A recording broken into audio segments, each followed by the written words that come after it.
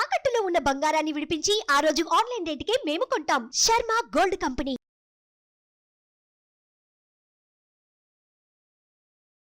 నమస్కారం, సుమన్ టీవీకి స్వాగతం.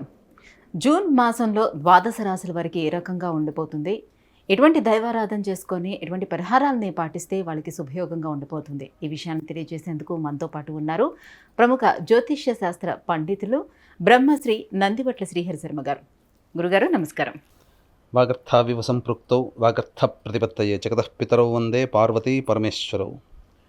సదాశివసమారంభాం శంకరాచార్య మధ్యమాం అస్మదాచార్యపర్యంతం వందే గురుపరంపరాం.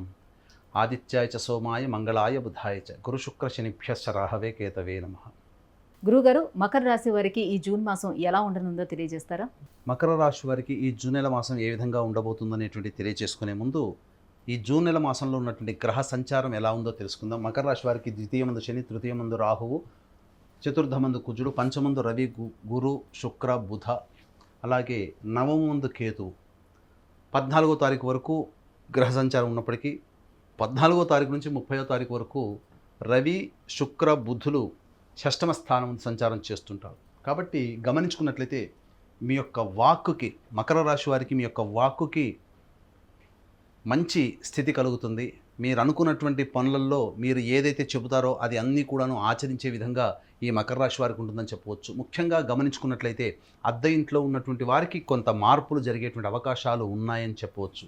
ఇక గమనించుకున్నట్లయితే మకర రాశి వారికి ప్రధానంగా అర్ధాష్టమ కుజుడు అనగా చతుర్థ స్థానంలో కుజ సంచార ప్రభావం చేత చేస్తున్నటువంటి వృత్తి వ్యాపారాల్లో ఆటంకాలు అలాగే సమస్యలు అధికమవుతాయని చెప్పవచ్చు.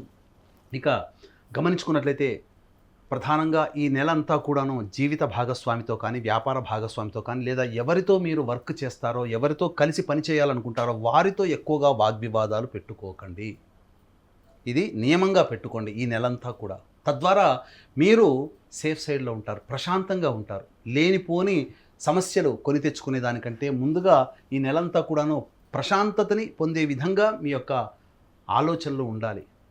వస్తాయి, మనిషిని టెంప్ట్ చేసే విధంగా వస్తాయి, కానీ అదిమి పట్టుకొని స్థితి కలిగినటువంటి వాడే విజయాన్ని పొందుతాడు, వాళ్ళే పైకి వస్తారు అనేటువంటి సూక్తిని అనుసరించి ఎంత మీరు ఉద్రేకపడేటువంటి సంఘటనలు మీకు కనబడ్డా చాలా మటుకు మీరు యొక్క మనసుని కంట్రోల్లో చేసుకొని ఉండండి.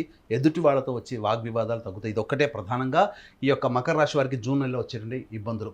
ముఖ్యంగా విదేశీయానం, విదేశీ విద్యకు సంబంధించిన చేయి ప్రయత్నాల్లో కొంతవరకు కొలిక్కి వస్తాయని చెప్పొచ్చు. 14వ తారీఖు నుంచి 30వ తారీఖు వరకు గ్రహ సంచార మార్పు ప్రభావం చేత, రవి, శుక్ర, బుధుల యొక్క ప్రభావం చేత రుణములు తీర్చుకుంటారు, లేదా మీకు రావాల్సినటువంటి రాణి బాకీలు వస్తాయి.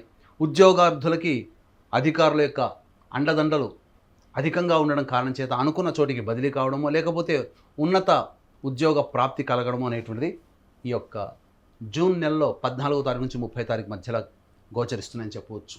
ఇక నూతన వ్యక్తుల యొక్క పరిచయ ప్రభావం మిమ్మల్ని కొంత ఇబ్బందికి గురి చేస్తుంది. తద్వారా ఇబ్బందికర పరిస్థితులు ఎదురవుతాయి. మీ యొక్క సంతానం అభివృద్ధి మీకు ఆనందాన్ని కలిగించే విధంగా ఉంటుందని చెప్పవచ్చు. అయితే కంటి సంబంధమైనటువంటి ఇబ్బందులు ఎదుర్కొనే అవకాశం లేదు, కాబట్టి జాగ్రత్తలు పాటించండి. ఇక గమనించుకున్నట్లయితే 8వ తారీఖు, 9వ తారీఖు, 12వ తారీఖు, 13వ తారీఖు, 14వ తారీఖు, 22వ తారీఖు, 23వ తారీఖు, ఈ యొక్క 7 రోజులలో మీరు మానసికమైనటువంటి ప్రశాంతతని కోల్పోతారు. ముఖ్యంగా 8, 9 తారీఖుల్లో మీరు కనుక చూసుకున్నట్లయితే మీరు సామర్థ్యానికి మించి పనిచేయాల్సినటువంటిది, మీ యొక్క పనితనాన్ని చూసి మెచ్చుకునే వాళ్ళు ఉండరు, కాబట్టి మిమ్మల్ని డిస్కరేజ్ చేసే వాళ్ళే ఎక్కువగా ఉంటారని చెప్పవచ్చు. ఇక 12, 13, 14 తారీఖులో కనుక చూసుకున్నట్లయితే ప్రధానంగా మీకు కొంత సమస్యలు, వాహనాన్ని నడిపేటప్పుడు కొంత ఇబ్బందికర సమస్యలు ఎదురయ్యే అవకాశం, కాబట్టి జాగ్రత్తలు పాటించండి. హెల్మెట్ పెట్టుకొని వాహనం నడిపే ప్రయాణాల్లో మీరు పాలు పంచుకోండి. తద్వారా మీకు కొంత సమస్యలు అనేటువంటి దూరం అవుతాయని చెప్పవచ్చు.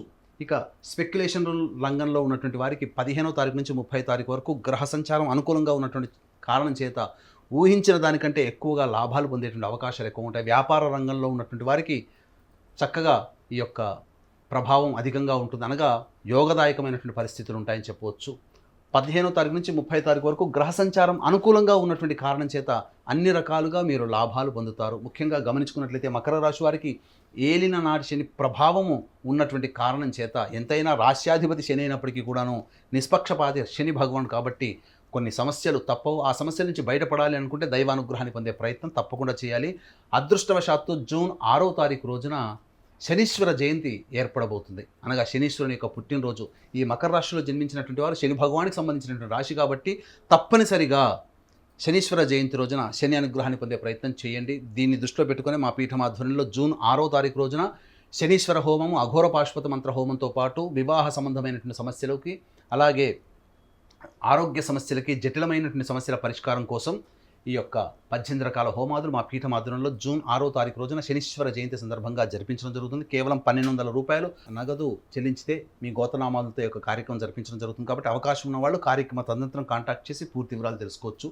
ఇక ముఖ్యంగా గమనించుకున్నట్లయితే వివాహ సంబంధమైనటువంటి విషయాల్లో కొంత ప్రతికూలమైనటువంటి పరిస్థితులు ఏర్పడే అవకాశం ఉంటాయి. కాబట్టి వివాహ ప్రయత్నాలు కొంత ఇబ్బందికరంగా మారుతాయని చెప్పవచ్చు. అలాగే ఎంత పని చేసినప్పటికీ మీ పని యందు మీకే సంతృప్తి ఉండకపోవడం, ఎదుటి వాళ్ళు మీకోసం ఏ పని చేసినా మీరు సంతోషాన్ని పొందలేకపోవడం, తద్వారా మీరు ప్రేమించేటువంటి వ్యక్తుల యొక్క అభిమానాన్ని మీరు పొందలేకపోతారు, తద్వారా ఇబ్బందికర పరిస్థితులు. కాబట్టి ఏ రకంగా ఉన్నప్పటికీ కూడాను మకర రాశి వారు కొంత దైవానుగ్రహాన్ని పొందే ప్రయత్నం చేసుకొని ముందుకు సాగినట్లయితే అన్నింటా శుభ ఫలితాలు పొందుతారని చెప్పవచ్చు. ఇక నూతన విద్య లేదా ఉన్నత విద్య, విదేశీ విద్యకు సంబంధించి చేసే ప్రయత్నాలన్నీ కూడాను 15వ తారీఖు నుంచి 30వ తారీఖు వరకు అనుకూలిస్తాయని చెప్పవచ్చు. వ్యాపార రంగంలో ఉన్నటువంటి వారికి చక్కగా వ్యాపార అభివృద్ధి అనేటువంటిది జరుగుతుంది. ముఖ్యంగా చెప్పినటువంటి ఈ డేట్స్ 8వ తారీఖు, 9వ తారీఖు, 12, 13, 14 తారీఖు, 22, 23 తారీఖుల్లో ప్రధానమైనటువంటి నిర్ణయాలు తీసుకోకపోవడమే చాలా మంచిదని మీరు గమనించుకోవాలి. నూతన వ్యక్తుల యొక్క పరిచయం వల్ల కొంత సమస్యలు ఎదురయ్యేటువంటి అవకాశం ఉంది. కాబట్టి వాళ్ళని పూర్తిగా తెలుసుకున్న తర్వాత మాత్రమే వాళ్ళతో స్నేహం చేయడమో లేకపోతే వాళ్ళతో ఏదైనా సంబంధ బాంధవ్యాలు నెరపడమో చేసుకున్నట్లయితే ప్రతి దాంట్లో కూడాను మీరు మంచిగా విజయాన్ని పొందుతారని చెప్పవచ్చు. గురువుగారు, అనుకూలమైనటువంటి పరిస్థితులు ఏర్పడటానికి మరి ఎలాంటి పరిహారాలను వాళ్ళు పాటించుకోవాలి? ప్రధానంగా మంగళవారం నాడు ఏ నిర్ణయాలు తీసుకోకండి. ఇక రెండవది, సమస్యలు అధికంగా ఉన్నాయన్నా లేకపోతే సమస్యలు మన దాకా రాకుండా వెనక్కి వెళ్ళాలన్నప్పుడు మంగళవారం రోజున సుబ్రహ్మణ్య స్వామికి ఆవు పాలు, ఆవు నెయ్యి, తేనె ఈ మూడిటితో అభిషేకం జరిపించి దగ్గరలో నరసింహస్వామి దేవాలయం ఉన్నా లేదా ప్రత్యంగిర దేవాలయం ఉన్నా ఆ అమ్మవారికి లేదా అయ్యవారికి అర్చనలు జరిపించండి. ఇవి ఏవీ లేవండి అన్నప్పుడు ప్రదోషకాల సమయంలో శివాలయానికి చేరుకొని దక్షిణం వైపు ఫేస్ పెట్టి శరభశాల్వ అష్టోత్తరం అని ఉంటుంది, అది 3 సార్లు పఠించండి. సమస్యలు పటాపంచలమవుతాయి. తద్వారా మీకున్నటువంటి శత్రువులు కానీ లేకపోతే శత్రువులు అంటే మనుష్యులుగా భావించకూడదు. మన ప్రయత్నంలో మన అభివృద్ధికి ఎదురయ్యేటువంటి ఆటంకాలే మనం శత్రువులుగా భావించుకొని ఆటంకాలు తొలగిపోవాలనే భావనతో మీరు ఈ యొక్క పరిహారం పాటించండి.